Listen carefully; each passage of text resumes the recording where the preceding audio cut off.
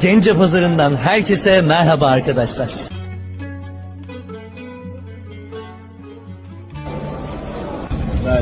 Gence Pazarı'nda gezerken elinizde mutlaka bir sepet olması gerekiyor. Gence Pazarı'nda sepet ustası Vilayet abiye geldik şimdi. Abi selamünaleyküm, nasılsın? Gerçi sen... Sağ ol. Allah kemerde olsun, sağ ol. Sağlar böyle. Başlayayım. Gördün. Gördün başladık. Böyle. Sağ bırak yere. Bırak. Gördün indi bak esas budur bak böyle. Oo. Bak. Görsen.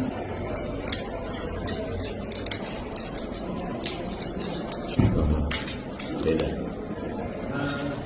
Belirlerde gördün Serhat hazır.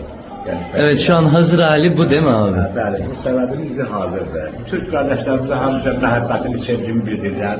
Allah onlara sağ sağlık versin, uzun ömür olsun. Hamısı Türklər bizim, elə biz özümüz də Türk, kökümüzdür, əcdad. Biz Türk'ük, Türk oğluyuz, Türk balasıyız. Hamımız biz. Biz Türk Türklərə, bütün xahişdə yaşayan, öz vətənimizdə yaşayan Türklərə hamısına can sağlığı uzun ömür arzulayırıq. Allah razı olsun abi. Çok memnun oldum tanıştığıma. Çok sağ ol.